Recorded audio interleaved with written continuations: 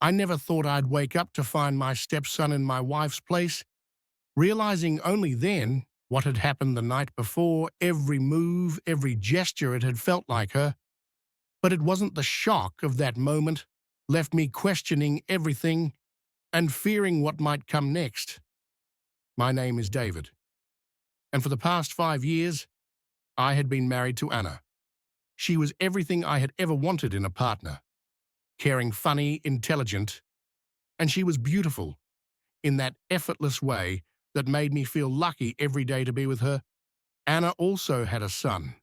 Metz, he was 22 when we met, quiet and withdrawn, a typical young man who often kept to himself. I didn't mind the silence. In fact, I respected his space, understanding that blending families wasn't always easy. At first, Metz and I didn't have much of a relationship. I was just the guy Mom married, and I accepted that Julie and I had our own dynamic, and Metz seemed content. Enough in his own world. We lived in a comfortable house on the outskirts of town, with sprawling woods that seemed to stretch endlessly behind our backyard. Anna and Metz were my family now, and I did my best to be a good husband, a good stepfather. But Metz always had a way of watching me. There was a quiet intensity to him that unsettled me sometimes, not in a dangerous way, but in a way that made me wonder what he was thinking.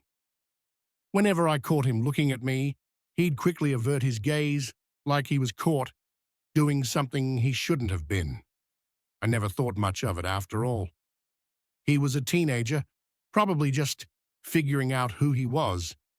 But then things began to shift. One night, Anna went away for a business trip. It was something that had been planned for weeks, but I wasn't really sure which is she leaving, but I'd been looking forward to a peaceful weekend at home. I assumed it would be just Metz and me, a quiet day of video games, movies, and maybe a takeout dinner or two. But the night she left, something felt different. It was as though the air itself had thickened, as if an unspoken tension was hanging between Metz and me. I didn't think much of it at the time, after all. It was just me and Metz, right? What could possibly go wrong? The night began, innocently enough. We had dinner, talked about school, and watched a movie. Metz was his usual self, polite but distant. He went to his room fairly early, muttering something about homework, though I noticed he didn't seem particularly invested in it. I finished up the dishes, set the house in order, and decided to go to bed. It was around midnight when I finally crawled into bed, the sheets cool against my skin. I thought of Anna, assuming she is still here, and drifted off to sleep, but I wasn't prepared for what came next. Around 3 a.m., I woke suddenly. It wasn't a loud noise, but more like an unsettling feeling, like someone was watching me. My room was dark, save for the sliver of moonlight creeping through the blinds. My mind was still groggy from sleep, but my senses were on edge. I could hear the faintest of footsteps on the floor, slow and deliberate, like someone was walking carefully through the room. I froze, blinking into the darkness, unsure if I was dreaming or if someone was actually in the room. My heart began to beat a little faster. It must be Anna. But why would she act like this? The footsteps stopped. Then, to my surprise, I felt the bed shift, as if someone had sat down next to me. The presence was heavy, yet the room remained unnervingly still. I opened my eyes, my mind fighting to make sense of the situation, when I felt a warm hand on my arm. My breath caught in my chest, and I stiffened instinctively. "Anna," I whispered, my voice barely audible, but there was no response. I lay there paralyzed, my heart racing. The hand moved down my arm, gently, cautiously, as if testing my reaction. I could feel the warmth of it, the tenderness that seemed out of place, and then the softest of lips brushed against my cheek. A kiss. My breath caught in my throat, my mind scrambling to comprehend what was happening. "David," a voice whispered, hushed and gentle. It was a voice I had heard 1,000 times before, but it wasn't Anna's. It was Metz's. I jolted upright, my heart hammering in my chest. My mind raced, trying to make sense of what was happening there in the dim light. Metz was sitting beside me, looking at me with wide, dark eyes. His expression was serious, almost unreadable. Yet, there was something about it, something that made my skin crawl. I felt both confused and strangely drawn to him. "Metz, what the hell are you doing?" I gasped, trying to push away the strange sense of unease that was creeping into my thoughts. But Metz didn't answer. Instead, he leaned closer, his face inches from mine, his breath warm against my skin, and then, without warning, he pressed his lips to wine. The kiss was soft, tentative at first, like he was testing something, some boundary, some limit. My body stiffened, my mind screaming at me to push him away, to stop this madness before it went any further. But my own body, betraying me, responded. I couldn't explain it, couldn't control it. The kiss deepened, and I felt the heat of it rush through me, flooding my senses. This wasn't real. This couldn't be happening. I finally managed to break away, my heart pounding in my chest. "Metz," I snapped, my voice sharp with a panic. "What the hell is this? Why are you—" But before I could finish my sentence, Metz stood up from the bed, his expression unreadable without a word. He turned and walked out of the room, leaving me sitting there, wide-eyed and shaking. I stared at the empty door frame, my mind racing, trying to process what had just occurred. I had no idea how long I sat there, just frozen. The events replaying in my mind over and over again. The kiss, Metz. Why had he done that? What did it mean? I had always known there was something strange about him, some quiet intensity. But this was beyond anything I could have anticipated. I tried to convince myself it had been a mistake, a weird, twisted mistake. Maybe he had been sleepwalking, or maybe it had been some sort of misunderstanding, some bizarre impulse he hadn't meant to act on. But deep down, I knew this wasn't over. Metz wasn't the type to make mistakes like that, and I wasn't the type to ignore them. But this is only the beginning. The next morning, I tried to convince myself it was just a bad dream, a bizarre, twisted nightmare that had somehow seeped into reality. Metz was just a kid, a confused teenager, surely just acting out. In some way, I convinced myself that it was nothing more than that. And when I woke up the next day, I would be able to look at him with the same indifference I always had. But when I opened my eyes that morning, my thoughts were still clouded with the strange events of the night. Before I couldn't shake the image of Metz's face so close to mine, of his lips, soft and warm against my own. My body had responded before I could stop it, and that fact made me sick. I went through the motions of the day, making breakfast, getting ready for work.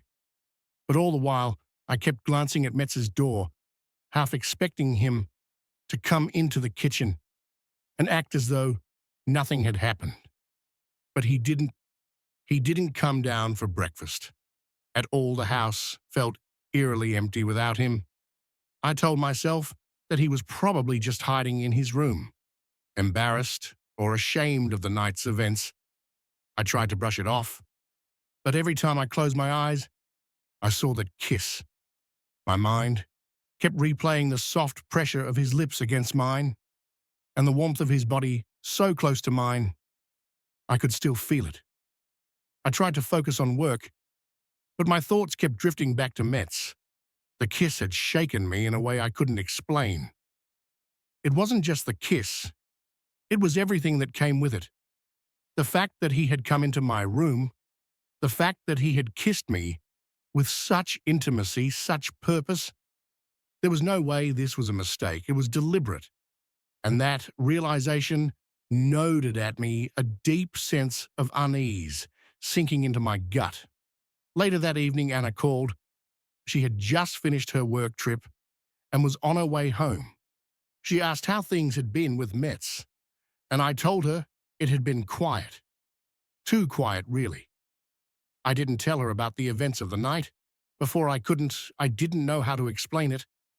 How could I tell her that her son had kissed me, that he had invaded my space in a way I couldn't understand? But the moment I hung up the phone, I knew something had to change. I couldn't pretend that everything was fine. I had to confront Metz. I had to understand what was going on that night. As the house grew dark and quiet, I heard his footsteps again. This time, I was ready. I didn't try to ignore it or convince myself it was just my imagination. No, I had to face it. I had to know. The clock read 2:30 a.m. when I heard the faint sound of his footsteps outside my bedroom. They were slow and deliberate, just like the night before. My pulse quickened. This time, I didn't try to hide the fear that gripped me. I lay still in bed, my eyes wide open in the darkness. I didn't want to look. But I couldn't help myself. I couldn't help but wonder what would happen this time. The door creaked open, and Metz entered the room, just like before. I couldn't see his face in the dark, but I could feel his presence, the weight of it. He moved to the side of the bed and stood there silent for a moment, just watching me. Metz, I whispered, my voice shaking slightly. What is this? Why are you coming in here? He didn't answer right away. Instead, he reached out and brushed a lock of hair off my forehead. Emotion so gentle it made my breath hitch. His fingers lingered on my skin as though savoring the contact. David, his voice was barely above a whisper, low and almost soothing. I need you to understand. Understand what? I asked, my voice almost trembling. Now, what is it you want from me? He didn't speak for a moment. Instead, he climbed onto the bed, sitting down beside me, his body so close that I could feel the heat radiating off of him. I wanted to pull away, to shove him off. But something in me, a strange, primal part, kept me frozen. Metz. This isn't you, I said, my voice trembling now. This isn't right. His lips quirked into a faint smile, and he finally spoke. It's not about right or wrong. It's about what I want. I swallowed hard, my pulse pounding in my ears. What do you want? Metz didn't respond. Immediately, he leaned in closer, his breath warm against my ear. I want to owe you, David. I want to show you how it feels. The words made my skin crawl, and yet I couldn't stop myself from reacting. The heat of his body was intoxicating, and the closeness of him made my heart race, even though every fiber of my being screamed at me to push him away. But I couldn't. I just couldn't. And then, without any warning, he kissed me again. This time, it wasn't tentative or soft. It was urgent, demanding, his lips pressed firmly against mine, his body moving closer until I felt his chest against mine for a moment. I was paralyzed, my mind overwhelmed with confusion, desire, and fear. I didn't know what to do. I didn't know how to stop it. I froze, my body tense and rigid as though caught in a trance. The kiss, urgent and desperate, left no room for resistance. Metz's lips were insistent, pulling me deeper into something I had never imagined, something I couldn't control. His chest pressed against mine, and I felt the heat of his body through the thin fabric of my t-shirt. For a brief moment, I lost myself in it, my mind spinning in confusion and raw motion, battling against the truth of what was happening. But then, just as quickly as he had pressed into me, Metz pulled away. He sat back on the edge of the bed, his breathing heavy, his face inches from mine. eyes locked onto mine with a strange intensity I had never seen before. The room was thick with tension, so thick, and that it felt like the air was suffocating me. I swallowed hard, trying to make sense of it. I couldn't. I wanted to scream at him, to demand that he leave, to tell him how wrong this all was. But my body wouldn't cooperate. It felt like a part of me, some darker, buried part, wanted him. There wanted this closeness that scared me more than anything else. I opened my mouth, but the words wouldn't come. How could I explain it? How could I say anything when I was still reeling from the sensation of his lips on mine? The strange, dangerous pull I felt every time I looked at him. I don't understand, Metz. I finally whispered, my voice unsteady. Why are you doing this? He didn't immediately respond, but I saw the corner of his mouth twitch, like he was holding back a grin. It was almost like he was enjoying the discomfort he had created, watching me struggle with the complexity of it all. It's not about what you understand, David, he said, his voice low and calm. It's about what you feel. I shook my head, my pulse hammering in my chest. This is wrong. You're my stepson. This is wrong. Metz's gaze never wavered. He leaned in closer again, his breath warm on my skin as he placed a hand on my arm. The touch was light, almost gentle, but it carried an unsettling weight, as though he was testing the waters, waiting for me to react. I know what you're feeling, he said softly, as though speaking to me like I was the one who was confused. It's not wrong, it's just different. My heart raced as he spoke, and for a moment I wondered if I had somehow lost my mind. My body achy with conflicting emotions, fear, desire, confusion, guilt. My mind screamed at me to push him away, to do whatever it took, to make him leave, to remind him that he was still just a kid, my stepson. But another part of me, some buried part of me I couldn't control, was drawn to him, captivated by the way he moved, the way he spoke, the way he seemed to know exactly what buttons to push. To unsettle me, no, I said, my voice firming up. This is wrong. Metz, you need to leave right now, but Metz didn't move instead. He leaned in again, this time, brushing his lips against my ear. His voice was low, almost a whisper, sending a shiver down my spine. I don't think you really want me to leave, he said, his breath hot against my skin. I think you're just scared of what you want. I flinched, the words cutting through me like a knife. He was right in one sense. There was a fear, but it wasn't fear of him. It was fear of what he was, awakening in me a desire I had tried to bury for so long, a desire I didn't understand, but couldn't deny. Metz, please. I whispered, my voice breaking, as I finally found the strength to push him away. You can't do this. This isn't what you want. He pulled back, but his eyes never left mine. They were dark, searching, studying me, like I was some puzzle he was trying to solve. Don't lie to yourself, David, he said, his voice surprisingly calm. I know what you want. You can't hide it anymore. I wanted to scream. I wanted to tell him he was wrong, that I didn't want any part of this. But the truth was, I was torn.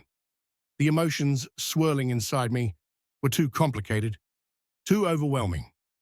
I was a grown man, an adult, and I should have been able to control myself. I should have been able to see through whatever games Metz was playing, to stand firm in the knowledge that this was wrong. But I couldn't. Metz stood up from the bed and took a step back, his eyes never leaving me.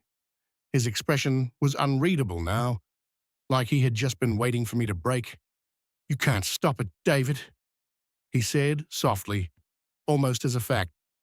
You can't stop me. Not now. My heart pounded in my chest as the reality of the situation hit me. This wasn't just a one-time thing. Metz wasn't going to walk away, and neither was I. Somehow, somewhere deep inside, I had already crossed a line I couldn't uncross. He turned and walked out of the room without another word, leaving me sitting there in the dark, my mind in a whirl of confusion, fear, and desire. The days that followed were nothing short of a slow burn. Metz was everywhere his presence felt, like a constant weight, pressing on my chest. Every time I saw him, I couldn't stop thinking about the kiss, the touch, the intensity that seemed to radiate from him. It was as though he had claimed a part of me, a part I hadn't even realized existed until he exposed it. I tried to avoid him, tried to keep my distance, but he was always just there, lurking in the corners of my mind, in the spaces where I couldn't escape. Every time I looked at him, I felt the same pulse of awareness, the same tension, and he knew it. One evening after dinner, I sat on the couch trying to focus on the TV, but I couldn't concentrate. The house was quiet, but the silence felt suffocating. Metz had been unusually distant all evening, not speaking much, not looking at me.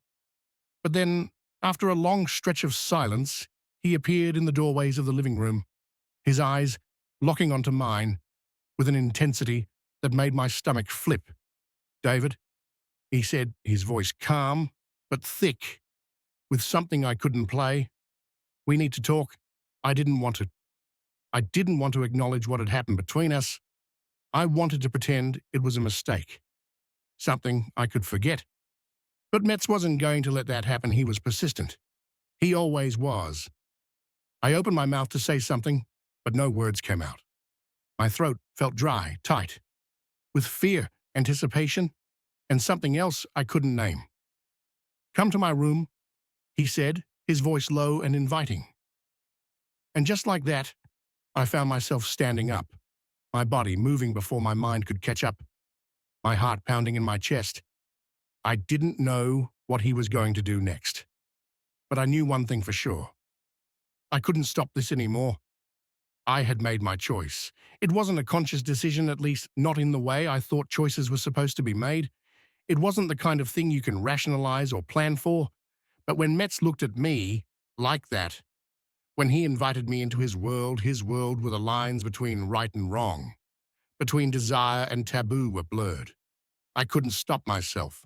I couldn't walk away. I stood up, my legs weak, my heart pounding so loud in my chest that it drowned out all other sounds. I wasn't sure if I was afraid or excited. Maybe both, maybe neither. All I knew was that I was no longer in control. Metz didn't wait for me to say anything. He simply turned his movements fluid, sure as if he'd already planned this. He knew exactly how this night would go, and somehow, so did I. He led me down the hallway, his presence so commanding that I felt as though I was being pulled along by invisible strings tethered to him. His footsteps echoed softly on the floor, a rhythm that seemed to match the frantic beat of my heart. When we reached his door, he stopped and turned to face me, his eyes dark and unreadable. "Metz," I whispered, my voice shaky. I wanted to say more, to ask why, to beg him to stop, but my words felt empty in the face of what was happening. He didn't speak, just reached out and then gently touched my arm, guiding me inside. The room was dim, the soft light of a desk lamp casting shadows on the walls. The air in the room felt different, heavy with anticipation, thick with an electric tension that made the hairs on the back of my neck stand up. I stood there for a moment, frozen, unsure of what to do. My mind screamed at me to turn around to leave, but my body, betraying me, remained rooted in place. Metz moved behind me, closing the door softly with a click that seemed impossibly loud.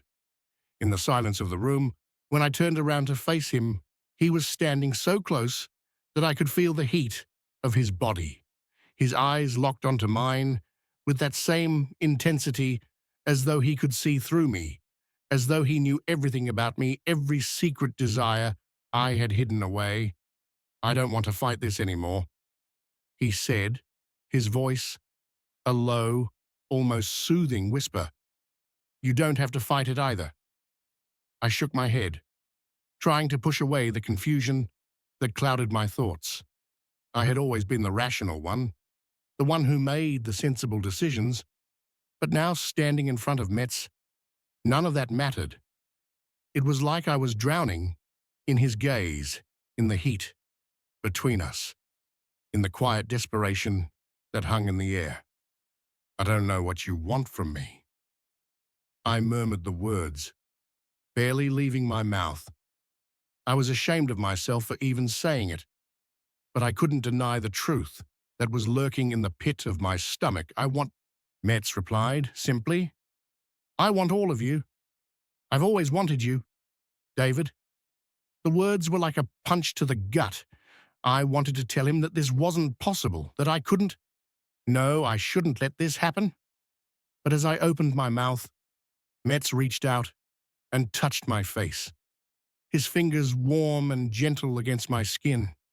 The tenderness of it, the way his touch seemed to erase all my doubts, was almost unbearable. "Please." He whispered, his voice thick with something I couldn't place, or "Don't make this harder than it has to be." Before I could stop him, before I could even think, Metz kissed me. It wasn't tentative or questioning. No, this time again it was full of purpose, a desperate urgency that consumed us both. His hands roamed over my chest, pulling me closer, as if you were trying to merge our bodies into one. I couldn't breathe. I couldn't think. All I could do was respond to him, as though my body had betrayed me before my mind even had a chance to process or what was happening. And when I kissed him back, I realized just how far I had already fallen.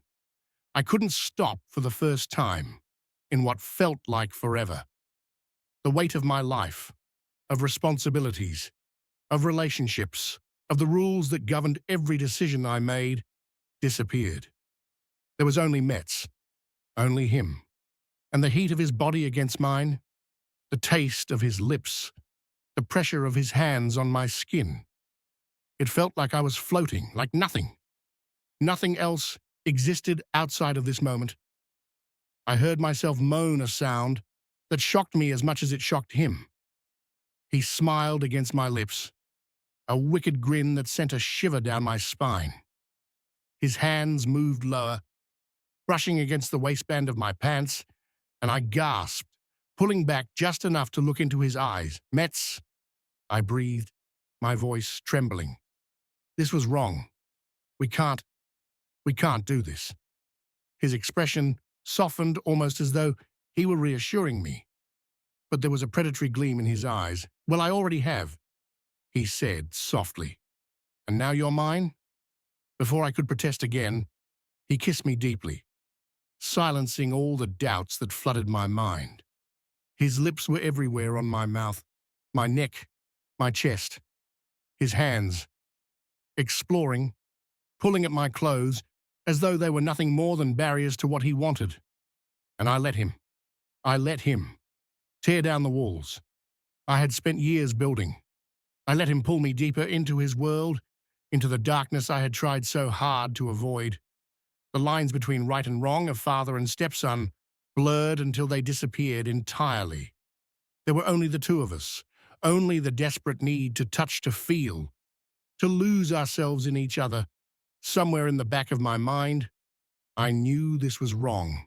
I knew it wasn't something I could ever explain.